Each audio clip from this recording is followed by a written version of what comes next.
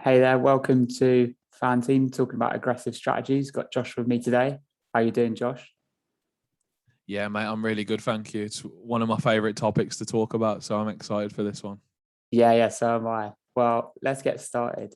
So, first up, we've got multi-entering team. So, what does that mean?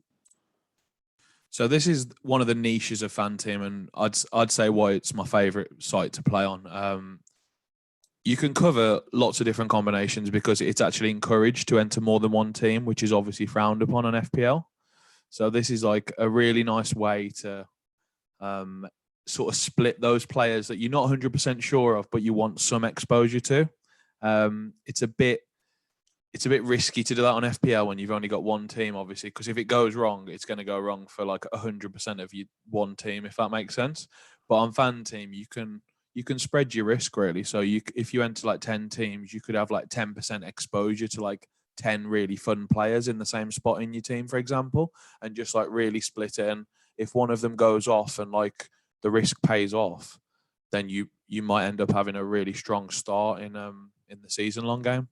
So general tips. We're going to come on to something you said in a minute, but let's start with what's on the screen. So definitely my first advice is don't just get rid of some of your players for the sake of it. So if you think someone like, I think, for example, Ivan Toney is ridiculously cheaply priced. I think it's a crazy price on FanTeam, 6 million. I'm not going to like not have him in most of my teams. There might be like one of my, if I was doing 10, use the 10 example. If I was having 10 teams, I'd probably have him in 9, for example, the way I'm thinking at the moment. Things could change, obviously, but he's someone I really am going to be overexposed on, I think. Same as Mo Salah. I think like he's a great fantasy asset. He's proved it for like 3-4 years.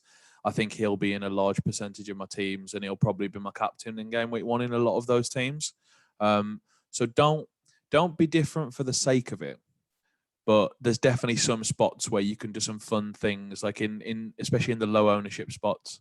Is there anything you want to say on that so far? Yeah, I'm just thinking. So it's kind of like, let's say everyone on Twitter or the podcast are all saying, "Oh, get this player in, get a Mane in," and you're thinking, oh, I've watched him and he's just not very good. So at that point, like, don't be afraid to go with what you think, go against the trends, because like it could work in your favor. Because if he doesn't do very well, you're going to be at a big advantage. I think if you've got like a really strong opinion on someone, like let's say Bruno, right? Because I know he splits quite a lot of opinion. Yeah. You don't have to go like 100% of teams without him, but you know he's going to be super highly owned. So if you really have a hunch against him, you could maybe go with like only 40% of your teams with him, and you'll still be like underexposed. So you're sort of backing your hunch whilst also covering a player who could really damage you, if that makes sense. Because he could be so explosive still in that team if they win a lot of penalties. If he shoots loads as well, so he's great for the shots on target new rule they've put in. There's definitely ways he could get there, but I think watching him sometimes you think he doesn't look like he's going to score, kind of thing. So you can sort of make your call on someone like him and either go overexposed on him or go underexposed, because you know the majority are going to have him, but there'll be some who like take a stand and go completely against him. So it's your call really on that one. Yeah. I like how you've written Mane's too cheap because I completely agree with that. I mean, I think he should be somewhere between his FPL price and his FanTeam price. And it seems like one's gone too high, one's gone too low. So the site where they've gone too low, I think I'm going to be all over him, to be honest, which is obviously FanTeam. Yeah. And I know on FanTeam, people will want to captain Salah over Mane because he's more expensive on the game. So I think the opportunity there is to captain Mane. Yeah, people look at people. The valid point is that Salah has penalties. I think that is the only noticeable difference in terms of like how they looked, especially in the final 4 or 5 weeks of the season. Like Mane looked amazing in the last 4 or 5 weeks of the season, I thought anyway. Yeah. Like the only difference is Salah gets penalties. So if someone else earns a penalty, Salah just gets a 5-point head start on Mane basically. But I don't think it's bad to shoot against it over like a small sample, such as 1 or 2 game weeks, for example, and just back your hunch and just captain Mane if that's a route you want to go down. The other thing I've said down the bottom is don't book in transfers. I hear so many people talking about making a game week 2 move and just like locking in that they're going to do like a game week 2 move for like someone who they've picked in game week 1. Just don't pick them in game week 1 is my thought on that. Like I just think No, I completely agree. There's I 500 always players. I always want to roll my transfer in game week 2 if possible. It's not always possible, but I want to at least have the option to do that or like the opportunity to do that rather than being like, well, I'm definitely only going to have one move in game week 3. You know what I mean? And is that something you tend to do as well? Yeah, I think booking in transfers is silly just because so much happens. Like, I'd almost rather just take a hit because, especially like game week 1, like you're going to see teams playing well that you didn't expect to. This one gets injured, and then you're going to have transfers and few. Like, it's just so much happening. I think it Well, doesn't make and sense. and I don't know about you, but I think this year there's almost more options than ever to pick from. I don't think you need to pick one of the guys who's like a 1 week punt. You know what I mean? I think there's some guys like I think Aston Villa as one example have got 3 amazing fixtures to begin with. And I can live with people picking one of those and thinking I might have to get rid of them in game week 4 or whatever when there's a bit of a fixture turn, but not game week 2. I mean, just don't pick the team who's got like one good fixture and then doesn't have a good fixture for like 5 weeks. Just Yeah, pick like I mean, West Ham have got great fixtures. I'm pretty sure Newcastle have got decent fixtures. I think Watford have got decent fixtures. There's enough teams, you know what I mean, that you can pick yeah, one player from each kind of thing. yeah. No, And no, it's Tony, very true. my boy Tony as well. Don't forget my Yeah, boy. I think everyone's going to have Tony in their team, to be honest. I don't think he's any kind of like captain option or anything, but I think for 6 million, just you can just have him there, and he probably enables you to get an extra premium in midfield potentially, or like because I don't think there's really any premium striker options to begin with, is there really, mate? No, that's what's going to be quite challenging, to be honest, because obviously we all want to have Kane in, but if he's going to go City or whatever, and then he's going to take time to settle, seems like we could actually be going without a premium at the start.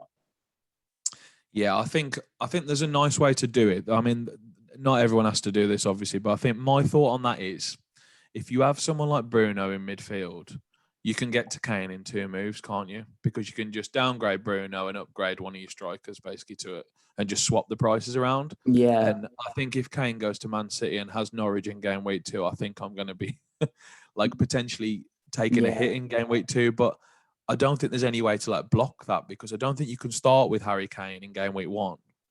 yeah, Um, Especially if the transfer is on the cards, which to be honest, I would only want him if he's at Man City at the moment. I think is that the same for you? yeah. He just seems a bit unsettled. Like if he was to stay at Spurs for a bit, like maybe later in the season, but yeah, he's clearly unhappy at the moment. Absolutely later in the season. Yeah, I just mean from the start, it helps that City are playing Tottenham in week 1 because I don't think I'd want him on either side of that fixture, to be honest, even if they let him play either way. Like, Yeah, but yeah, and if he goes to Man City and he's going to start in game week 2 against Norwich, I don't think I can resist that, to be honest. no, that would be Um, good. it'd be like a welcome party, wouldn't it? I think it could be one of those Aguero against Newcastle games or something like that. You know what I mean? Like, it's Yeah, just it could be frightening, but I don't think you need to like pick a premium striker who's not Kane for the sake of like just in case Harry Kane goes to Man City. I think if Harry Kane goes to Man City, it's sort of worth a hit in its own right, and just don't think about that too much right now. Just use the information we've got at present. You know what I mean? yeah. And then your final point there about the tight knit pool of players, is that about like, let's say you have like a spreadsheet of like 20, 30 players that you always have people ready to transfer in that you kind of know about before? I think that it's absolutely spot on. So I'm only thinking about game week 1 here. So I'm talking about initial drafting your Yeah, teams, right? I think having a watch list throughout the season is completely different. And to be honest, it probably gets a lot more players on it than this sort of 20, 30. It's probably about yeah, yeah, 30 I'm talking about. Um, I think just to make it easier for yourself, really, and like this is what I've done to make it easier for myself. Write a list of like 30-ish players and just stick to that when you're building your drafts. Like there's so many combos of those 30 players you can put in. It's definitely more than the maximum number of entries that you're allowed, which is 100, I believe. So yeah, like this applies to everyone, I think. Just like as I say, have your core players that you're going to have 90% ownership on. Like this is before thinking about captaincy or anything. and then have some that you're just sort of happy to have 20, 30% of, or even 10% of, as I talked about earlier, and just build it that way. And my advice as well is like, write down the approximate amount of each player you want. So like if you're writing down Antonio and Wilson and DCL, for Yeah. example, just sort of have like an aim of how much of each one you want to include. And you don't have to stick to it exactly, but it means you won't accidentally have like 90% Antonio when you don't want 90% Antonio, if that's the way you think, you know what I mean? Just like Yeah. have some like aimed projected ownerships and try and like stick to it, I think. And I think that's a really good way of staying on top of it as well. Yeah. Because for me, with the multi-entering, I'm probably not going to do that. I think I got a free entry for some reason. So I've got that. But then I think I'm just going to have probably like a whole set of teams that I'm going to keep the same. And then I'm going to just try and get them to a point where game week 30, I'm in a high position, and then I can diversify. But I just can't bear the admin, to be honest, of having multiple teams from the start. Can you not be tempted to even split it in half to begin with, or like into three? Like you're just going to go with one? I will. I think I will do two because I'm tempted. I probably will do the late entry. Yeah, that makes sense. So have like Yeah. a set in game week 1 and a set in game week 2, yeah, or even game week 3. You could even do 3 lots if that's, especially if the first 2 aren't going well at all, and you see some different stuff that you really want to take advantage of. That might be a nice way to do it for you, because I know you're very much against the admin, aren't you, mate? So Yeah, no, I am, to be fair. And it's also being able to react to late news as well. Because if you've got, I don't know, an hour's work to do every week, you don't have time for the late news. And yeah, I think so. I definitely managed 12 last year. Like, and I was really happy with that amount. Like, it was very manageable for me personally. But everyone has like different work pressures, as you mentioned. For example, like I don't really have those pressing issues on like a Friday or a Saturday. So like, and those are the days you have to do it like 90% of the time, right? So I'm quite comfortable just being able to put aside an hour or 2 hours on those days to like do the actual transfers. But I know for other people it's not as easy. So I think it's definitely worth putting in lots of entries, even if you're going to diversify later on, like you're going to do. So I would still recommend it for sure, mate. Yeah, because I'm also thinking like maybe I'm playing the Champions League game as well, and that's going to be a hell of a lot to manage as well.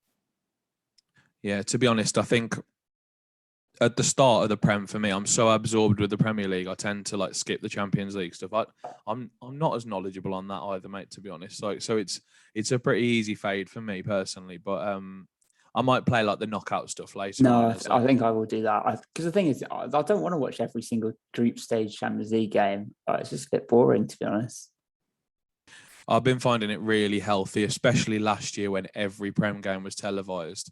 I was having the midweeks off completely, to be honest, mate. I wasn't even watching the Champions League to begin with. I mean, like, I know some guys support teams are in the Champions League, so obviously they're going to watch it. But I'm a West Brom fan, so I don't think we'll be in the Champions League for a few years yet. So, but like, I'm happy to sort of skip the midweek stuff, especially at the start, because I'm going to want to watch like all the Prem games to like see how the teams are looking, you know what I mean? Like with their new signings or whatever. So I normally skip Tuesdays and Wednesdays, especially. So I'm just thinking now though, I think there is an opportunity for people to just kind of specialize in, maybe they're not that into football and they're like, how can I get my niche? Like they could literally just watch every single Champions League game, play that game really well.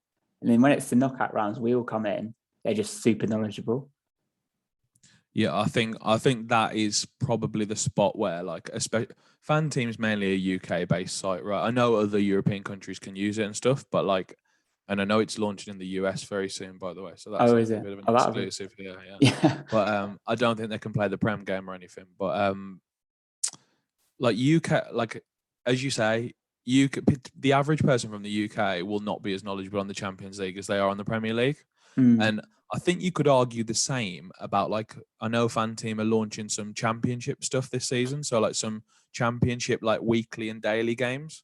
I Yeah. think you could really find your niche in the championship if you're someone who really follows that league, because let's face it, 90% of like UK based people know more about the Premier League than the championship. So it's about Yeah. finding your lane, isn't it, mate? Like you say. Yeah. I just love the Prem. I couldn't bear not following it obsessively. But maybe one day. Uh, Yeah, I've obviously got some loyalty to this particular game now. I mean, after what the miracle that happened last year, so I'm gonna keep just focusing on the Prem. But I was just thinking about what you said about like people trying to make a bit of money where they've got like a big Yeah, edge, and I think those two games are huge. that is the opportunity. Yeah, yeah. I remember. Yeah, because there's the idea of like you get like a group of 20 people, you each follow one team in the championship, home and away. So that's only a few hours a week, and then together you kind of form a bit of a unit, and you can A super team, yeah, like exactly. championship enthusiasts. Yeah, Yeah, right. Should we move on? yeah. That's the Well, you had a point as well, actually, didn't you, about general tips? What were you thinking? general tips. What am I? You know, I can't remember. It'll probably come to me. We got it. We said it offline, didn't we? And now, Yeah, now we lost it. But if it comes up later, yeah. just bring it. All right, Oh because yeah, it was a really good point. yeah. Otherwise, it's just an exclusive just between me and you. Yeah, so we've done all the boring stuff now about like the general tips on how to be good and how to pick a really solid team. So now let's talk about the fun bit, which is like, how do you be different? And typically this applies more to like the weekly monster games, for example, because in those games you have to be different over a small sample, which is obviously just 1 week. But I think it can also apply to the season long game, to be honest, especially if you want to get off to a good start. And just for some context, when I was lucky enough to win it last year, obviously, I was in the top 5 from game week 15 all the way to the end. So like there is a real importance there on having a good start, in my opinion. And like it was only my experience, but 2 of the guys who came second and fourth, sorry, rather, they were also in the top 5 from that game week 15 onwards. So like 3 of the top 4 were in the top 5 for literally 3/4 or 2/3 of the season. So I think it is really important to have a good start and be like in amongst it, even at that early stage. Yeah, Because what I found on FanTeam last year, mate, was all the teams were so similar by the halfway point, and like it was really hard to make ground after that. And maybe it'll be a different season this year. Maybe the differentials will kick in like halfway through the season or 3/4 of the way through. But I'm just talking from my experience, and I found yeah, it was really looking hard to make any kind of significant ground on people above. Or the good thing was that people from below couldn't really catch up, which was like the thing that benefited me. But I think a really like aggressive big start could be really good on this game. yeah. No. It's really interesting because yeah, with the players, it's kind of just picking the right player and getting them early is almost a differential in itself. Because I remember in years gone by, I'd have to wait till I don't know it'd gone on all the podcasts, and then it'd go on Twitter, and then maybe my mate would tell me, and then I'd get him in like 3 weeks later. But you know what I mean? Like, let's say you're competing to win it, you've already like seen them start to play well. They've got an assist, then you've got them in, and then it's like the next 5 weeks they get 3 goals, and like you were there from the start. Yeah, that's the key. Like you're never gonna have a super differential for more than 2 weeks, because if they like a really good one anyway, because if they're doing well, everyone else is going to get on Yeah, them, because that's just the nature of the game. So all you ever get is like a 2 week period maximum where you might catch 2 really nice hauls before everyone else. So yeah, like, except for the stubborn people, of course, and I've definitely been guilty of that on some players. But I think Lingard was my one from last year. I just refused to get him under any circumstances, yeah. and he was burning me every single week in that like 28 to 32 period, Oh because god, he was going nuts for his value, wasn't he? He was scoring like braces and stuff. So yeah, it was crazy. yeah, that was my stubborn moment of last year. But But it's not luckily it like did. those around you had him either, did they? I think, like I said, I think one guy did, because he built up like an 80-point lead on me at one point, and I Oh was like, wow. how the hell am I going to catch this up? And ironically, it was Lingard kept blanking that like obviously helped me get back Yeah, in the yeah, game.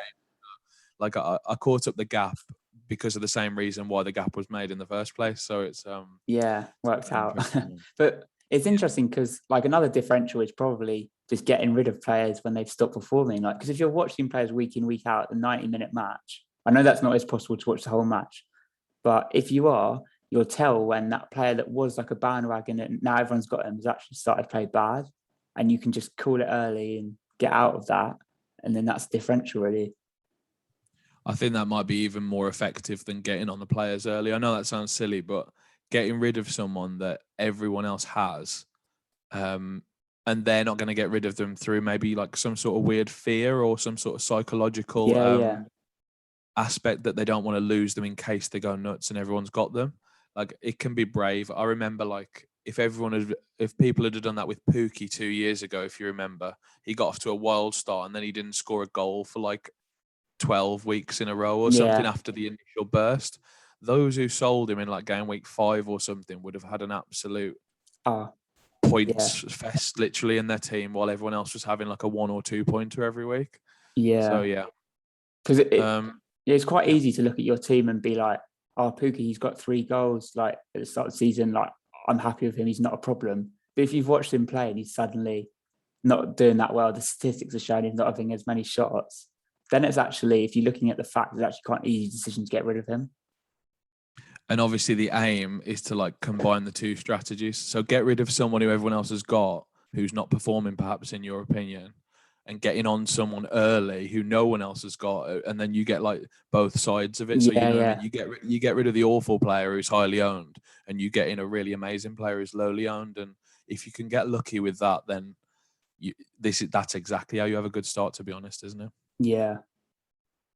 Yeah. And So then, let's talk yeah, about go the on. 3 points on here. So first one is ownership. I think we can have a really good idea of who the highly owned players are going to be on FanTeam this season. You've already mentioned, and we've both mentioned Tony. I think he's going to be so highly owned. So in each individual case, you have to make a decision on whether it's one you're just not willing to go against and you just think he's a great value, he's a great pick, I'm going to go for that. Or if you don't think they're good value, but you do think they're going to be highly owned, those are like almost the best ones, because you can just take a stand on them, avoid them almost completely, or have a small exposure to them if you want to cover it a little bit, and sort of make that decision. And that those are going to be the key spots which determine whether you're like having a great season or a really bad season. And one example of this I've already talked about is, I know Bruno's going to be really highly owned.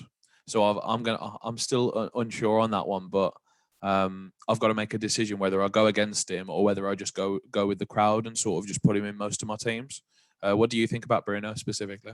Yeah, to be honest, I think the Kane reason is probably the best thing about getting him in, because I mean, I think De Bruyne's probably not going to play the first few games, is he? So Bruno's probably one of the most expensive midfielders, and if he's your route to getting Kane, I think it just works out as quite a strategic move, to be honest. I think assuming people aren't going to move Salah to Kane, which is probably a fair assumption, because I Yeah, think Salah's probably going to be the highest player on the game as usual. Bruno's the only other person you can do that with easily, really, unless you do something weird where you have like two really like of the like 9 millions or the, like the 8 millions, like one striker, one midfielder, and you move the money that way. I'm not sure I'm a fan of that, to be honest. I think it's much easier to just have Bruno and then have like 2 or 3 strikers who are all similarly priced, and then make a decision which one you want to upgrade to Kane. And obviously there's quite a few options, so you can downgrade Bruno too. So yeah. Or what about having like 6-7 million in the bank from game week 1? I don't think you need that much, because I think Oh, at is it? least one of your strikers is going to be 7.5 probably, Oh, that's true. or even 8. So you might the idea would be leave 4 or 4.5. I think. If you can find a team that you're really happy with 4.5 in the bank, then I'd say congratulations, because I think that could be a really shrewd move.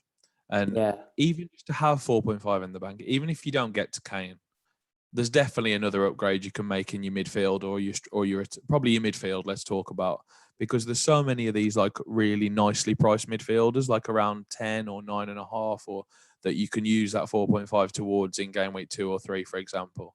I wouldn't want it lying around there forever, that's for sure. But maybe for 1 week, if you got a really strong thought that Kane is going to go to Man City, or maybe the deal's already done and like yeah, he's just not going to play in game week 1 or whatever, then I think that could be a really sensible move. And you're sort of getting ahead of the field again. It's that way of like being on Kane when like everyone else has to take a hit for him. That's just 4 points you've made on everyone. You know what I mean? If even if everyone's going to get him, you've still banked 4 points on everyone. So yeah. could be really rude, but I'm not sure I'm going to do that without significantly more information. I think I'd want like a really strong thought or like bit of evidence that he's going to Man City and that it's going to happen in that time between game week 1 and 2. You know what I mean? Otherwise, Yeah, I'm probably going to get Bruno and do the 2 moves in game week 3 or something, or even game week 4 if that's when he goes. yeah. And then with the defense, you're saying about maybe like tripling up even. Yeah, so tripling up on defenses is a very it's a self-aware. I'm very self-aware that it's a very large weakness of mine. So it's like it's something I always do on FPL, and it's never ever gone right for me so far. But I'm absolutely convinced if you can just hit a run of clean sheets for a team, and that it will happen for some team, you just have to hit the right one. I think that is the way in which you could have a really good run of winning like an 8 million player game like FPL, because I'm pretty sure you have to hit like everything to win that game. Like it's just like Oh with gosh. so many players and so many different combos, I think something like a triple defense is probably a way of like increasing the variance enough while still picking a really like nice team still, if that makes sense. Yeah, yeah. I think Chelsea defense, if they had better fixtures to begin with, would be a great defense to like attack for that exact thing. Because I'm not too keen on any of their attackers at the moment. They don't score that many goals, but they do keep a lot of clean sheets. So I think a team like that, if you can identify a team like that who's got a nice run of fixtures, I think that's probably a really nice way to go, to be honest. And the other thing you can do is like maybe double 2 different defenses is a way of like splitting it a bit more.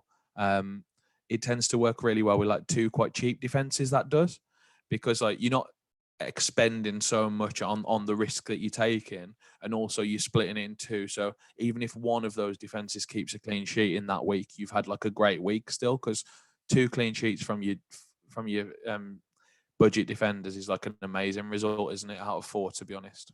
Yeah. I can see with defense, like, because there must be parts in the season where, like, I don't know, Man City are playing like 3 or 4, I don't know, like mid-table and below teams in a row. Like, you could just gradually get, 3 defenders. Yeah, Man United's the interesting one from the start, I think, because I think their defense looks super solid on paper now. The really annoying thing is the Henderson news, where I think he's going to miss game week 1, which is an absolute disaster, because he was going to be my goalkeeper pick. I think my highest picked one probably. Okay. I really fancied him to have the shirt and keep it for a while, to be honest. And for 5 million for a Man United goalie, I thought it was worth the risk. But I think he's had COVID or something, or he's recovering from Yeah. COVID, so I think he's likely to miss game week 1. Something like him with Maguire and Shaw, or something like him with Maguire and Wan-Bissaka, I think would have been a really, really nice triple up, like, because they Yeah. have got like 8 really nice fixtures to begin with. Yeah. Maybe Um, it's like for the early wild card, you could get 3 of them in. Because I'm thinking like Shaw and Maguire, like maybe they take the first week or 2 off because the Euros weren't that long ago. yeah, I mean, I think Maguire plays personally, as long as he's not like got any setback from that injury he had, because obviously it was quite a long It wasn't a long injury, but it came at just the wrong time, didn't it? Yeah, So yeah. he hasn't had much time to recover, really. He was thrown straight into the Euros as soon as he was fit and available, pretty much, I think. So um, it's an interesting one with Maguire. I know Shaw's got a rib problem as well, so it just feels like everything's going against this strategy. But I think with how solid Man United's defense looks on paper, I think that would have been a really nice calculated risk. But maybe it's one we avoid now. I haven't like shortlisted it on my defenses that are listed later on, so maybe it is just one to avoid. But they have got the fixtures, so maybe it's a Bruno thing, or maybe we can go Greenwood, or something. Maybe we can still take advantage of those fixtures, just maybe not in this context. You know what I mean? Yeah. And then with the captaincy, what do you think about that? So this is actually something that someone sort of brought to my attention on Twitter. It sounds silly because it's an obvious thing, but like he basically said to me, and I can't remember what his handle is, but I'll quote it and I'll comment it on the video when you share the video or something. I'll tag him in it. All right, but he said to me, I'm going to just pick all the highly owned players, basically. I'm going to have a really template team, but the way I'm going to differentiate is I'm going to just pick a different captain to Salah every week. And I thought about it, and I thought, you know what? Like it's a really nice way to sort of be safe and make sure you're not going to fall sort of that far behind early on, whilst also taking like a really nice calculated risk every week. Because Salah's not going to be the highest scoring captain every week, And whilst he probably is going to have the highest expected points, that he's not always going to realise that equity every week. So over a short sample, like the first 3 weeks, for example, you could really just swing against it 3 times and just see where it ends up. And because you can enter multiple teams, you can still have your teams with Salah captain, and so it doesn't Yeah. like destroy all your teams if you are mass entering multiple unique entries. But I think it's a really nice thing, specifically if you multi-enter in different teams, to just maybe do a few where you completely swing against Salah every week and see if you can hit some like brace and assist or some random absolute haul, you know what I mean, versus Salah Yeah. or whatever. I do think with that strategy, you have got to be ready to kind of accept that, okay, Salah's actually playing really well at the moment. I'm going to captain him for a bit, and then maybe when he's got a hard fixture or he's not playing so well and he's got an easy game, then I won't captain him, because otherwise it could be a downfall. But Like I just don't see how it can be that bad to captain Mane in week 1 over Salah. It's only the penalties the difference. And yeah. you know what? If I just say I don't think Liverpool are going to get a penalty in game week 1 against Norwich, I don't think it's that wild. I think that the odds would be in my favour for over a 1 week sample. You know what I mean? I don't. Yeah. Obviously, he does have extra EV because of that penalties thing, and I think it is only because the penalties thing, as I say, because I think Mane is every bit as involved and every bit as good as a footballer as Mo Salah. Yeah. But yeah, it's those penalties. But I think it can't be bad to swing against it for 1 week. I don't even think it can be that bad to captain someone like, especially if you double in defence, for example, something like Trent captain. He finished last season so good, full of form. He's had a full rest over the summer. Like, he could be a super good differential captain option, right? It Yeah, I might be get something that. I go for on FPL, I think, rather than this game, because the Yeah, defenders get more highly rewarded on FPL. it's a bonus. It's just the BAPs, and when they haul, they get 3 extra points on FPL, whereas like they don't get that on FanTeam when they haul. You know what I mean? Yeah. So Well, the thing is, like with the Euro game, I was looking at odds quite a bit, and it would be like Salah not Salah, I don't know, Kane anytime goal scorer evens, but then it'd be like, oh, England clean sheet would be like 1-2. So it's like, it actually kind of made sense to go defender over attack. It's kind of just like a bias, like you always want to be getting the player that's going to score a goal and who's more expensive. But the scoring system favours attackers on FanTeam as well. That's the other thing to point out. Like it favours yeah, attackers and midfielders, especially midfielders, I'd say, because I mentioned this on I think I spoke on Saturday about this. I always favour midfielders because it sounds silly, but a lot of the midfielders who are midfielders on the game are actually strikers. So yeah, like Salah, Mane are strikers. Son is a striker. You know what I mean? They play in a front 2 or a front 3. You know what I mean? They're an attacker, yeah, but they get given the same points as someone like Douglas Luiz for a goal. You know what I mean? They get 5 points yeah, for a goal. They get the clean sheet point when they do no defending whatsoever throughout the game. Like it's as if these games are like completely. I think they over the last few years, especially with how teams have started setting up, the games are biased towards the midfield players. It's almost like you should captain and pick the midfield players. I'm not sure what you think about that. yeah, yeah. I'm not sure. Yeah, I do quite like the idea of midfielders in general. I just think it's the only thing is when you're up against like Kane and he's scoring, then you've got to go with Kane. But other than that, yeah, I agree with you on midfielders. Like, I think, yeah, if they get more points and also the shots on targets, they'll get more points. The thing with defenders is, like, if they concede a penalty, they get penalised. If they concede some goals, they get penalised. So you're trying to avoid them, really. It always works against defenders, and it works against central defensive midfielders as well. But luckily, we never pick anyone like that. I don't think really. So, like, Yeah, because they're just more likely to get booked. They're more likely to give away those weird free kicks or penalties, and they don't get forward very much either. But every once in a while, like you've alluded to there, someone like Luis Suarez or Sergio Aguero or Harry Kane comes along, and like if Harry Kane is playing for Man City, I think he's going to be like a very much an auto cap a lot of weeks. yeah, Um, and again, I'm not so sure. I think I'm less willing to swing against that than I would be against Salah. If I went Mane over Salah, I just wouldn't feel so like bad. I think it's like a no, nice risk to take, especially if you want to make some ground or you want to get ahead. If yeah, that's yeah, your aim, I think it's a really good swing. I don't see me going against Harry Kane if he's got like Watford at home or something, or Newcastle or something. I just can't see me ever swinging against that in that team because yeah, he's like a threat to score 4 goals every week. You know what I mean? When he's playing one of those not so good teams, if he's in the mood with Yeah, that serve from Man City, I'd be worried swinging against that, to be honest. yeah. I'm slightly hoping first 3 or 4 weeks, like maybe De Bruyne's out, and then Kane settling in, and then maybe start to transfer him out. He goes down a point 1 or 2, and then I'll get him in, captain him every week, and I think that will be the move. I think it'll be people's starting strategy. So Salah is somewhat of a like FanTeam sweetheart. Everyone loves Mo Salah on FanTeam. Yeah, Even at the end, like I think the last 3 weeks in the top 20 or 40, because those are the teams I was monitoring, obviously.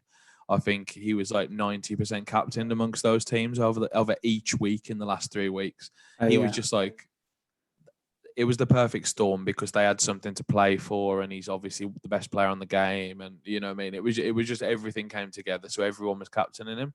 But I really think if Kane goes to Man City, it's gonna throw the cat amongst the pigeons on that one for sure. yeah, yeah. No, it's interesting. Oh, just him and De Bruyne. Oh, it's gonna be crazy. With yeah. Sorry, go on.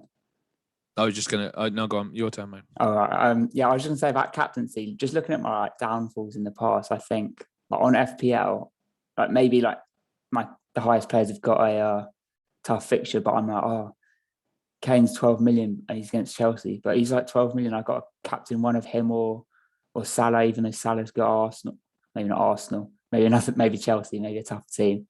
But like at the same time, I could have captained like Grealish, who's 7.5, and he's got, I don't know, a Burnley. And it's like that's the move. But because he's so cheap, I don't want to captain him. But it's just a bias. It's silly. So it's an interesting one because on my team that did well last year, I looked over my captaincy stats last year, and it's the most boring I've ever played the game. I think, to be honest.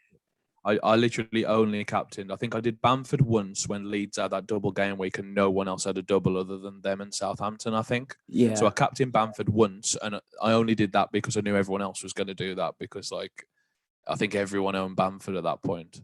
Other than that, I only captained Kane, Bruno, or Salah throughout the whole season. Oh, nice. And it sounds bizarre, but last year was one of those seasons where like the hauls seemed to happen when they were expected to happen. Yeah. So like Bruno got all those points against Leeds at home, for example. I remember that one when they won 6-2. Like and a lot of people captained him and he went absolutely wild.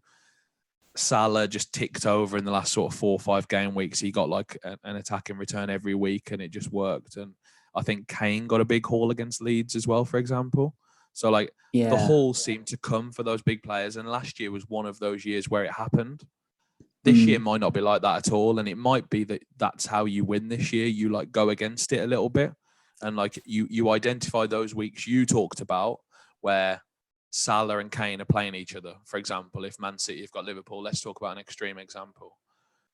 Then you should go for someone who's like 8 million, 7 million, and you just stick the armband on them in a really nice fixture and you hope they get 2 returns or whatever, you know what I mean? And that could be a way of making like a lot of ground, couldn't it? Yeah, no, for sure. Yeah, I'm just so excited to start playing it now, to be honest. Can't wait to. I normally like delve really deep at the start, watching all the games, but then play on the season, I'm like, oh, I can't bear this. It's too intense.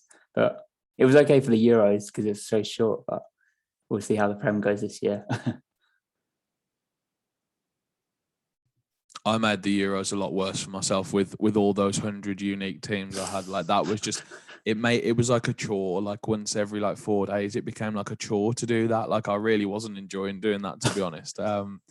It taught me a very valuable lesson to definitely not do that on the Prem game this year. So Yeah. because over 38 weeks, you really are signing like a 1-year contract, aren't you? Basically to do like an admin task once a week on top of your job and stuff. So yeah, I think I'm gonna end up with probably about 15 unique teams to manage throughout the season, which is what I did last year.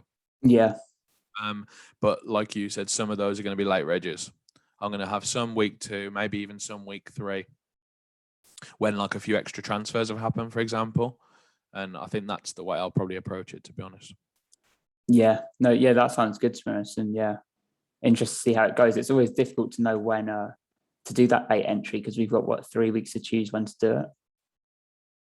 Yeah, I'll probably just do a nice split, to be honest. I know you don't want to cut your teams down too thin, so you're like, Yeah, that's the issue. I've got to choose 1 week, I think. yeah, I think you're going to choose 1 week. I think I'll probably choose 2 weeks, so I'll probably go like 2 and 3, I'm guessing, and just cut it in half. I think after that, you really are like making it almost impossible for yourself to win. If you're Yeah, regging in like week 4 and you're like 95% of the average, you're going to be about 100 behind the first place already. that's You know true. what I mean? That's almost an impossible gap to make up, I would say. But it might be advantageous to get a cash from that position. Like you might be like above expected average to cash if you get an unlimited wild card in week 4, for example, and Yeah, everyone who's in the middle's team isn't looking great or whatever, then you might make up those points in like 1 or 2 weeks, you know what I mean, to get back in the cashing positions or whatever. So it's just it's what your aims are really. I think obviously as someone who got lucky last year, I obviously got super lucky last year, the luckiest I've ever got in anything. I just want to try and get as close to possible as winning again, right? So I'm not really thinking about like trying to min cash all my teams or whatever. Whereas that's the way other people play the game, and that's a perfectly fine way to play. But I'm just going to be like trying to think of different things to do on my 15 teams, and like how can I maybe get ahead? How can I have a really solid 5 teams that like stay with the pack if the template does well, and then just move from there really and adjust. yeah, no, I think that's a good strategy, and yeah, interested to see how you get on and see you on Scout talk about it every week. Do you think you're going to go quite safe with your initial selection? Yeah, I want to be there for the long haul. I'm going to really play the long game. I think, yeah, I probably will. I think I probably will wildcard in game week 2. I no, I'm not going to say I don't know what I'll do, but yeah, yeah, I don't really know. I don't think it's a bad thing. I think you want to pick a game week 1 team with the intention of not early wildcarding, but if you have to do it, you have to do it. I think it's not the end of the world if you have to use it. Yeah, The only thing I'd say is on FanTeam, it is a lot more of a disaster to use it early than it is on FPL because you don't have any more chips to use. But literally, if you use your wildcard in game week 2, you can't do anything other than transfers till game week 20 at the earliest. You know what I mean? So you're setting yourself up for like 18 weeks of if a double game week or a blank game week comes up, you have to yeah, just take it basically. and there And is a like blank in what game week is it 18 or something around then? I think there might be. I haven't looked at it, to be honest. It's Yeah, something I've got to look at this week, to be honest. Like just making sure. But the thing is, my strategy is always to hold my wild card. It's what I've always done on like all yeah, games. Um, I did ironically, I did my wild card in game week 2 on FPL last year, and it was an absolute disaster. So that's made me even more convinced that I need to hold it on like all the games. You know what I mean? But yeah. yeah, I think on FanTeam, it was the same thing last year. There was a blank or a double in game week 18 and 19 or something like that. So I purposely held my wild card till then, basically, and it worked out well last year. But it might not be the same this year. I haven't looked into it properly yet. Yeah, it's interesting. All right, so what slide we got next? I think we've got some images. Oh, Is it? nice. Yeah, that's it. So players who will have high ownership. So these aren't like the 4 highest owned players or whatever, but these are all players that I've seen in a lot of teams on both FPL and FanTeam. I think Sanchez is gonna be the highest owned goalkeeper, for example. That's my opinion. Yeah, Antonio, really popular, seems to be in a lot of drafts. I think for FanTeam, the Twitter template is actually quite accurate for the actual real template on the game because I yeah, think the majority of people who play FanTeam like are quite active on Twitter because I think it's like it tends to be more. If you're willing to put 20 euros in per £20 rather per team, then I think you're a more serious player than the average FPL player automatically. You know what I mean? yeah. Um, so I think you can get a pretty good representation of who's going to be quite highly owned based on Twitter for FanTeam. So Antonio is someone who I've seen in a lot of drafts for both FPL and FanTeam, and I think he's going to be like somewhere in that 20-30% range for ownership. So it's quite significant, you know what I mean? If you're going to go against it or for it, like you're either going to make a lot of ground or not lose a lot of ground kind of thing. So that's one I highlighted. Bruno's Bruno. I think he's going to be really highly owned. And Fafana's the other one. He's split a bit of opinion, I think, because some people are just completely against it because he gets no attacking returns whatsoever. But it, you could argue it's definitely worth it for a Leicester defender for 4.5, couldn't you? Yeah, no, definitely. Because I mean, even if you're benching him for a lot of games, like just have him as a sub, like it's ideal. And like, he's a class player, isn't he? I think he's going to play. Yeah, I'm pretty sure he's going to start the season because I think Justin's injured for quite a while, till October at least, I think. And I've heard Evans is injured as well, which means I think Fofana's actually completely nailed to begin Yeah, with. yeah. So the reason why I picked these four players, and I'd like to know your opinion first before I say what I'm going to say, actually. So what do you think of all these four? Like, what would you, what is there any you completely against? Is there any you'll definitely have? Or No, I think they're all quite good to us. I've got Sanchez in my team. Antonio, the only thing that worries me is injuries or if they sign like another striker. But I think like he's a quality player, and at 7.5, it's not even much for risk. Bruno, I'm probably one of those people that's kind of happy to go against him.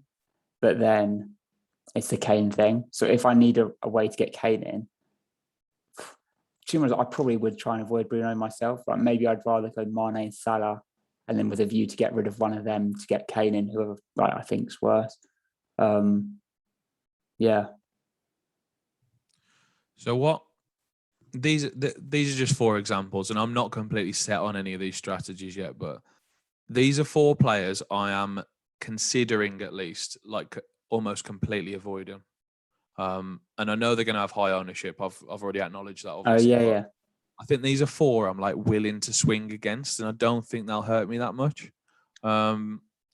Antonio, the injuries, like you say, I think he's a class player, but if West Ham signed Abraham, for example, I'd be completely done with this situation already. I don't think there's any yeah, way yeah, I'd pick Antonio. Fernandez is one of those where I'm the same as you. I want him if we can get to Kane with him. I think that's something I'll want to have. If there's no hint Harry Kane's leaving, I think I'm just going to swing against this one as well, or there's at least the option to do that in quite a few of my teams. Fofana, I just don't think he has any upside. I think he's a decent pick, and if you go for him, I don't think it's a bad decision at all. But again, I think I can maybe like attack this 4.5 spot a bit more and try and hit someone with like quite a bit of attacking upside as well as like a defensive chance of a clean sheet at least. You know what I mean? And Sanchez, I think I'm going to have 0% ownership on Sanchez, and yeah. it's partly because he's going to be so highly owned, I think, but also partly he doesn't make that many saves, and saves are so important on FanTeam. I think it's almost a calculated risk to go against him for me, and that's something I'm looking at doing, I think. I do think it's probably worth having Sanchez as one of the two goalkeepers. Like you could even just because everyone's got him, maybe you kind of have him as your bench player. So if he has a first good week, make sure you say you can keep him because I think it would really hurt you if everyone's got him and you don't. But then you could like maybe have like a Leno at 5 million or yeah Henderson ready to come in if he gets fit for like game week 2 or 3. I don't know. That could be a thing, maybe. I hadn't considered that. Maybe having Sanchez and then either pairing him with Henderson, Yeah, like having Henderson on the bench and just play Henderson every week as soon as he's fit and start him basically, and just not play Sanchez, or maybe do the sub thing. I'm not too thrilled on doing like a goalkeeper transfer, to be honest, but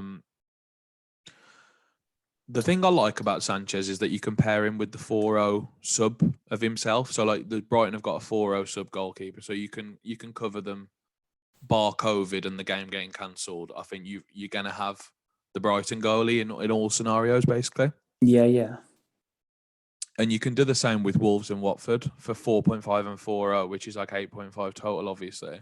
You can have Bachmann and Foster, and you can have Sarr and Ruddy. yeah, yeah, I think I'm going to go quite high on those two teams because they've got like Wolves are like traditionally quite a solid defensive team. Now there's a new manager and a new goalkeeper, so it could be different, but the defense is the same. So I'm hoping they have some sort of solidarity, and if not, I'm hoping he makes a lot of saves. I feel like there's two chances there. And then Watford have actually got really good opening fixtures. So I feel like they'll still concede shots, but there is some clean sheet potential there as well. So I think those are the two I'm looking at as like differentials to Sanchez, to be honest. yeah. That's fair enough, to be honest. And yeah, like we said earlier, I do think it makes sense to kind of go against the trends sometimes, or a lot of the time, because it comes down to the whole thing. It's like if everyone picks one thing and it goes right, the reward is kind of split between those. Whereas if you go against it and it comes right, like you could be standing on your own, like 20 points in front or something. So it does make sense if you've done your research. The thing is as well, if you're spending 8.5 on your two goalkeepers, that's the most, that's the least you can spend and still have two decent goalkeepers. You know what I mean? Who like either play for the same team, so cover each other, or two different teams if you're lucky enough to have a 4-0 starting goalie somewhere. So I think if you're swinging against Sanchez with like Sarr or Bachmann, you're investing quite a low amount of money for the risk. Whereas if you go in something like Martinez and a 4-5 and you're spending 10 million, then I feel like you're actually making it a more risky punt in a way, even though Martinez is quite reliable. If you're spending 10 million, that's an extra 1.5 you're not spending on the rest of your team, where you can make upgrades and sort of try and make up the points on Sanchez if he does go wild. You know what I mean? So Yeah, that's no, I something get to that. consider, I think. Because yeah, with FanTeam Euros, it was kind of money wasn't really an issue, but on the Prem at 100 mil, it actually is like every million matters, really, doesn't it? I mean, the Euros game, I've never had such an easy sort of drafting session. You know what I mean? Just like putting in whoever you want, literally in your front seven. Pretty much, it was like, yeah, I'll have 5 9 million players, then I'll have a couple of 12 million players, then I'll have, you know what I mean? I'll have one fodder guy, and then I'll just have a premium defense as well. It was like fantasy football. You know what I mean? Like you could pick Yeah, whoever you yeah, wanted, sort of thing. It was like a dream team fantasy combined or whatever. But yeah, the point of this slide really was for people to consider maybe just picking 3 or 4 guys who they think are going to be highly owned, who they're just willing to swing against, and just like sort of make your decision on that, and just don't be too like upset about it, or don't be too like think about it too much. Just say, I don't think these guys are going to get as many points as other people think they are, or I know they're going to be highly owned, but I think there's a chance they might not do well. And I think if you take that stand and that's where you get to pick some other replacement guys who like might be the difference for you to begin with, kind of thing. yeah. No, I'm totally with you. I think that's great strategy. As long as you can kind of be okay with the fact that they may perform, and you can just accept like, oh, I've called it and it didn't work out, but you've made a decision. That's it. Just live with it. I think that's okay. A nice way to think about it is to think about the 4 of these collectively as well. So Yeah, if you're not having these in any team, for example, it makes it super easy to work out. So you can literally add if you're this way inclined to like know how your risk has gone, or how well you're doing compared to what you could have done, then like you can literally just track these 4 guys' points every week and just be like, okay, he's been a complete flop, he's not done well, he's done amazing, and he's done okay. Overall, in those 4 scenarios, if one of them goes nuts and 3 don't, you're probably still up on the 4 moves, to be honest, because you'd like to think one of the guys you've replaced them with has done okay, you know what I mean, or done pretty well. So yeah. you're probably up on the 4 moves as a whole. Obviously, it's not the optimal combo, but as an overall decision, you're not going to get everything right. So if you get like most of it right, then I think it's going to be quite profitable and quite favourable in these spots. Yeah, I agree. Yeah. Should we go on to the next one? I Yeah, think it's let's about do it. defenses or something. Oh yeah. Oh, here we go. You love this. Look at it. Look at these bad boys. Yeah. So these are just some examples of like ways you can be different. So of these teams on the screen, I don't think anyone is going to have, or not many, a very small percentage of people, I should say, sorry, are going to have double ups on any of these teams, let alone triple ups. And I think, let's talk about the first one. So it's quite a nice one because it's so cheap. Brighton did amazing for XGA last year. So I know they were like one of the top teams for shots conceded and expected goals conceded. XGC, I should say, I think. So that they could be a great punt at the back, because if they maybe realise some of their equity that they were producing last year, if they continue that form, then someone like Webster and Veltman double up. If you can hit a few clean sheets, that'll be amazing for 4.5 each. You know what I mean? And Wolves, I just really trust them. Yeah. They've got 4 good fixtures from weeks 4 to 7. So it might be that you bench Semedo for the first 3 weeks or something like that. You just sort of hold him there. Mm. And then 4 to 7, they've got 4 really nice fixtures. So it might be then you sort of go for this sort of cheap double up with the goalkeeper, for example, or maybe you have another 4 or 5 defender from Wolves. And I think that could be like a really nice way to have a differential that's low risk again, because it's that thing I talked about, low cost basically to begin with.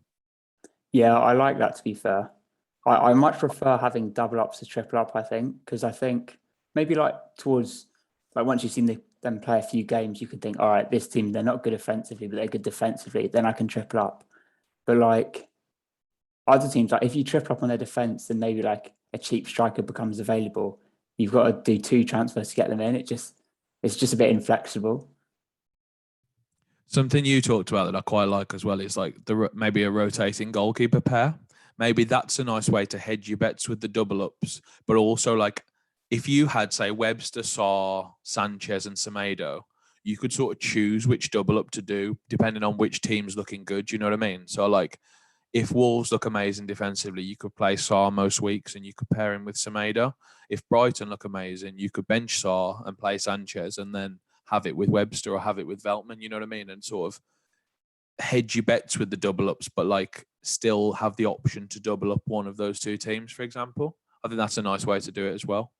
Yeah, I completely agree with that, to be honest. Just looking Yeah, at Dean over there, I think he's going to be a great pick with Benitez coming in, solid defense, set pieces.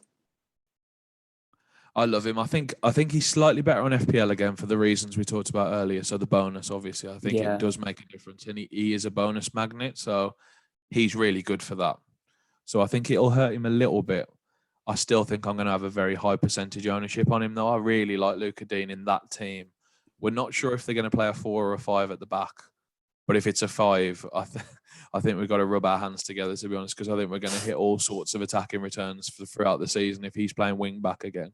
yeah, and it's also good because it takes him out of like, I don't know, perhaps he's less likely to get yellow cards, less likely to give away penalties. So for FanTeam, it's pretty good. Yeah, I think he's definitely less likely to be like super defensive in a 5. Obviously, it's a given, obviously, but in a 5 rather than a 4, it's way better for the left back / left wing backs in like all scenarios for like every aspect. They're more attacking and they have to be less defensive, so they can't get penalised as much, like you say. If Coleman's playing on the other side, I don't think he's as good as Dean. I think if I had to pick just one, I'd still go with Dean, even though there's a bit of a price difference there. Because now that Siggy's out of the picture, sorry, and I think Yeah. James is going / has gone as well.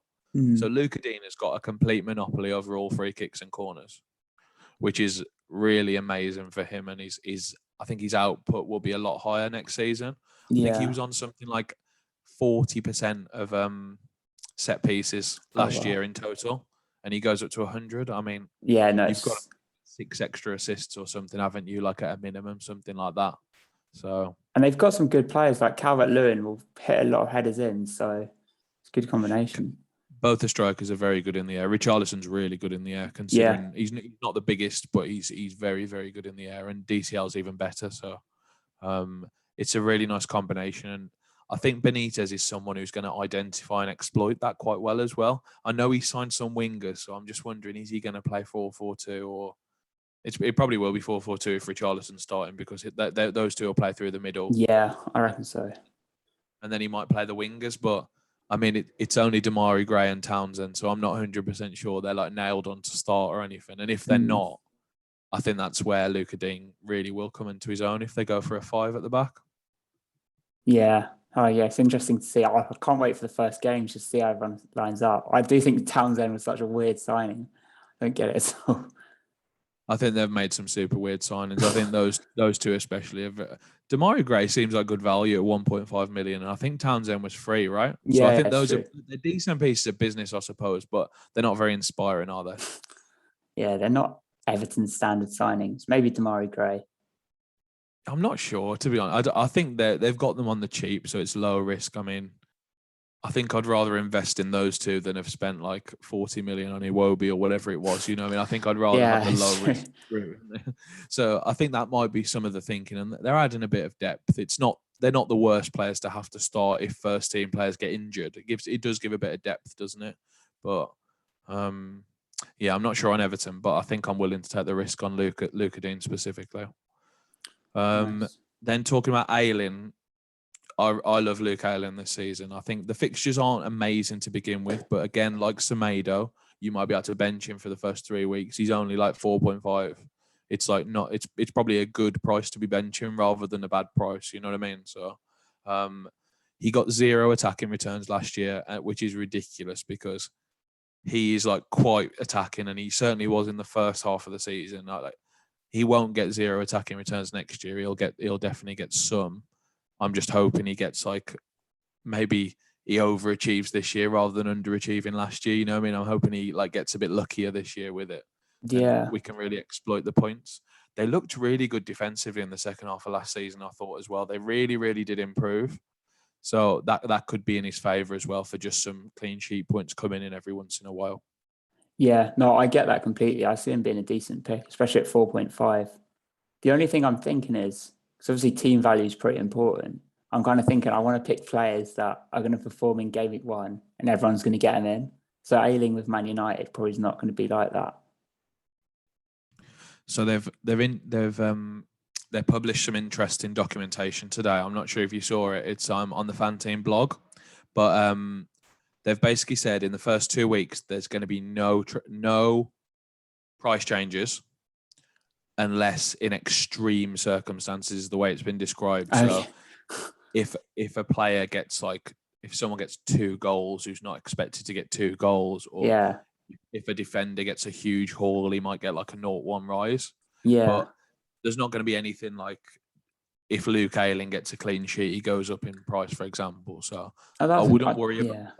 yeah. I wouldn't worry about it too much in the first 2 weeks specifically. And after that, interesting that there's another rule. So from game week 3 onwards, only 20 players in total across the game can rise in that week. Oh, in the week. Wow. Which is really interesting.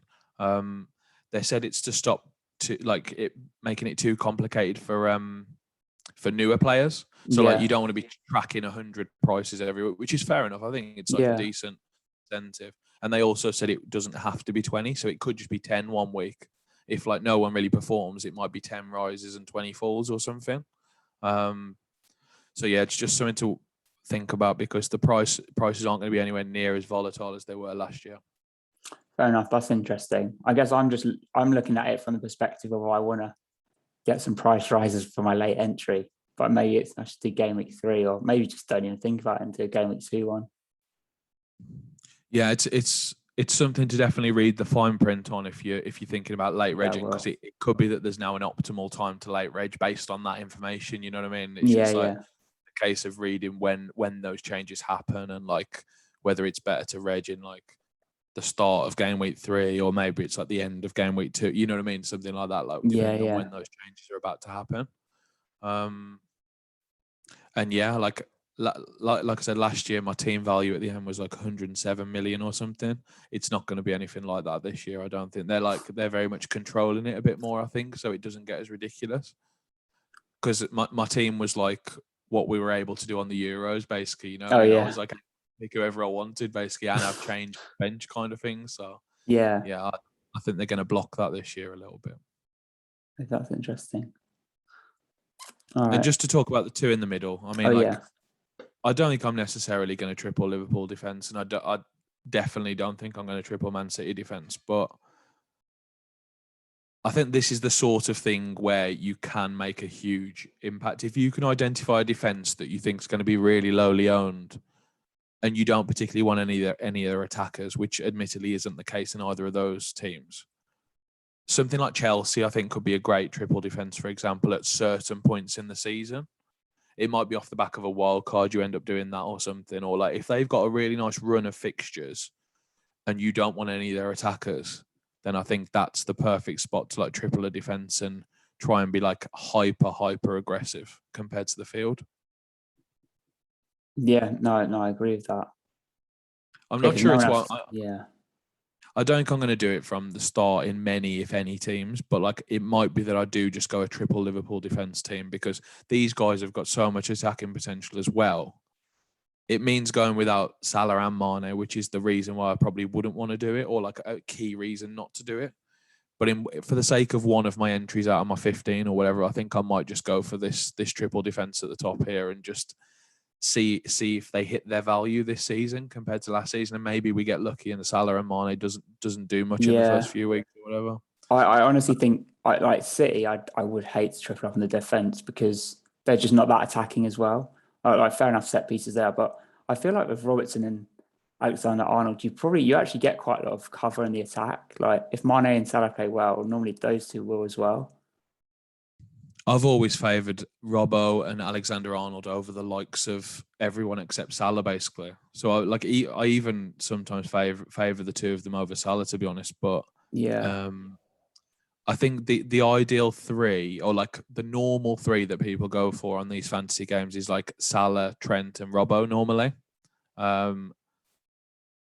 And this year, I think Jota and Firmino might come more into play, and Mane, because they've all been like really incredibly priced. Like they've been like appropriately priced.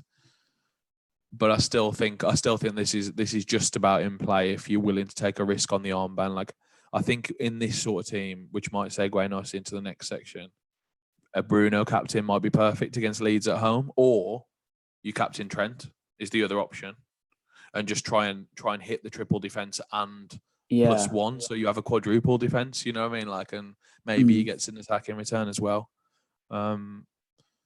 Bruno against Leeds, I think it's a great differential captain. To be honest, I think it's the sort of game where he could get a real big haul if all the things fall into the right place. Trent, I've already talked about. I think it's just really nice to like add a bit of extra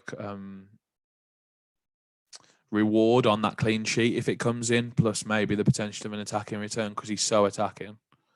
And then Havertz in the middle. What do you think about Kai Havertz? Yeah, I think he's good. I watched him on Sunday against Arsenal, and I think he scored a nice goal then. And he was good for Germany. So I think out of the Chelsea players, I think he's a pretty good one to have. And at 8 million, I think it's quite kindly priced. I think, is that lower than last season? I think he was 8.5 last year, yeah, to be honest. And I think I was tempted even then at the start of last year until I watched him have like a bit of a bad start to the season. But at the start, I thought that was a kind price, to be honest. What do you think he's like an appropriate captain? If let's assume you're not going to go Salah, do you think he's a good option? Do you think he's the best Chelsea option? Yeah, I think I probably do actually. I think like Werner's are very much an avoid, and yeah, I think Havertz probably is. Yeah. Obviously, if Lukaku signs, I think this changes everything, to be honest. Yeah. I think like it just all goes out the window. But for now, if Havertz is going to play through the middle in game week 1 and he's a midfielder on the game, I don't think it can be a bad shout, can it? The only downside of him is the fixtures are really bad after game week 1. So he does have like 3 tough ones out of 5, I think. So it's that thing, like you've got to basically carry him through if you're going to captain him in game week 1, which is probably why I'm less inclined to go that one. But I do think he's the best Chelsea option. Yeah, no, I agree. And then finally, I've already spoken about my thoughts on Mane. I think he's almost as good as Salah. I think if I had to say someone was my second favourite option this week, I think I would go Mane, because I think he's someone who I want quite long term as well if I'm going to pick him in game week 1. So I think it's nice to have the option to captain him, but also know that he's not a short-term punt. He's going to be someone I might consider keeping for a long time. So I really like that one as well, to be honest. And maybe you get lucky against Salah for once rather than it going in Salah's favour. Yeah, no, it's true. I'm just trying to think. Is there anyone else you throw into the mix? I was just going to say. Yeah, I'm just thinking maybe like the likes of Tony for game week 1 against Arsenal, just to put his marker down on the Prem. I could see him getting a few goals. The captaincy, because I mean, if everyone's got him, that's your differential, isn't it? If you captain him. I was just about to say that it's the only way you're going to make any ground on that one, I think. Really, I feel like Antonio or something's got Watford. That can't be a bad punt. Obviously, something like that. Villa have got someone a good fixture as well, I think. Let me just get it up on my phone and go. Maybe Villa have got Watford. Yeah, Villa have got Watford and West Ham have got Newcastle. Sorry, so those are 2 nice fixtures. You could, if you really fancied Antonio or someone like Buendia or something wild, then maybe those are 2 options you could go down or take. Yeah, my 2 rules are: I'm trying to avoid players that haven't played in the Prem before, and anyone who's had a long tournament in the summer as well. So yeah, that's interesting. You're still thinking Tony though, right? Yeah, it's just, I mean, everyone on Twitter is saying him, so I guess I got to. Yeah, I think it's definitely at the prices they've been bought in at. I think there's a lot of the teams that promoted players rather that are decent options. I really like Sarr's price as well. I think for 6 million. I mean, he was linked to Liverpool last summer. He's obviously a decent player. We know he's a good player.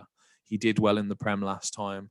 I believe he's on penalties now as well, like Okay. for Watford. So for 6 million, he's like in the Tony bracket, really, like on penalties, 90-minute man.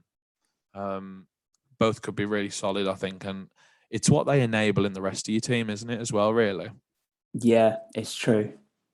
I would say though, with captains, like, because I want to keep being enthusiastic about the game, I really want to start by playing it quite safe. Like Captain Salah or Mane, because, well, yeah, probably would be Salah to be honest, because I don't want to fall behind. So this is why it's an opportunity for other people because they're prepared to take that risk. But for me, I'm happy to play it safe. And I think that's the whole point of it, really. What you've just hit the nail on the head. I think 70% of people are going to be in the same mentality as you, and they're just going to be like, "Yeah, I'm Captain Salah. That's what I want to do. That's who I want to pick. That's what I'm going to do." And I think that's where the opportunity comes, really, because if you're in that 5% of people, or even less probably, that take a swing on Mane or take a swing on Trent, and you do manage to hit it, then you're ahead, and then you sort of double or quits next week. You're either like, okay, I'm going to play it safe on Salah this week, or I'm going to go for Harry Kane if he gets a move to the best team in the world, or like you could just double down and just go for it again and just be like, yeah, I'm going to do Mane again because it worked last week, and he might beat Salah again this week, and then suddenly you really like you've had a really strong start. You know what I mean? I think it is the only way to have a really strong start, but the counterpoint to that is obviously the risk on the other side. So I think it's not something I do on all of my teams, but I'd consider it on some of my teams because I'm multi-entering lots of different ones. Yeah, that's fair. Yeah, there's a lot to think about here. Maybe I will risk it first week. We'll see. I think in your spot, I think with just one lot of entries, I think it is probably right to just go Salah, isn't it? I think Yeah, that's what I'd do if I had one team. It's what I'm probably doing on FPL, for example, with my one entry. You know what I mean? I don't want to like have quit FPL by week 3 because it's true. I've missed 3 captains. You know what I mean? And it's all over already. At least if I captain Salah, everyone else will miss that one as well if he blanks. You know what I mean? So it's like a blank for everybody, sort of thing. Yeah, yeah. But on this, I think I'm not really gonna. I haven't decided like my final captain percentages or anything, but I'd imagine I'm pretty high on Salah, and then I might pick 2 of these 4 on the screen and have like a couple of captains on them each, like of my 15 in total. So I'll probably still have like 70% Salah cap or something, I think. Yeah, no, that sounds pretty good. And yeah, excited to see your draft nearer the time of your different teams or your top team at least. Yeah, I think I'm going to do it.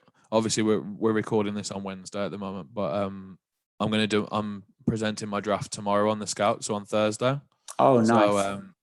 so that I'm going to pick my favorite one. I think that I've done so far. Obviously, there's still a week and a bit to go, Yeah, but yeah. I'm going to present it tomorrow, and hopefully me and As can have a good bit of discussion about it. See what happens there. But I'd imagine on that one, he'll probably have the armband on Salah. To be honest, if Yeah. I'm being truthful. Yeah, I'll look forward to that. What time is it? It's at lunchtime tomorrow. I think we're going at 11 tomorrow. Actually, we're going an hour early than usual. I think. Oh, nice. Az has got some commitment a bit later in the day or something like that he needs an early finish for. But normally we go at 12, but tomorrow's 11, I think. Oh, yeah, that's good. I think I'll try and get this video out tonight then. That'd be good. Yeah, sounds good. Well, yeah. Yeah. It's the most fun thing to talk about is all I was going to say. This is like, it's not something everyone has to do. It's definitely not for everybody. And if you only have a few entries or you want to play it safe, completely ignore everything that I've said. But but I think it's worth considering, especially if you're entering quite a few teams, to just try these different things. And it might be your ticket to like a life-changing amount of money, which is what you get offered on FanTeam, which is why it's one of it's such an amazing offering, I think. So, yeah, just don't be afraid to take the risk would be my final words if you're willing to. Yeah, I think that's a great way to end. And yeah, thanks a lot for coming on, and look forward to following your progress on Scout, and yeah, hopefully having you on again in the future. Cheers, mate. Hopefully, I'm not too miserable throughout the season when it all goes horribly wrong. But Yeah, we'll see. for now, we're full of optimism, aren't we, mate? Exactly. All right, take care then. Take care.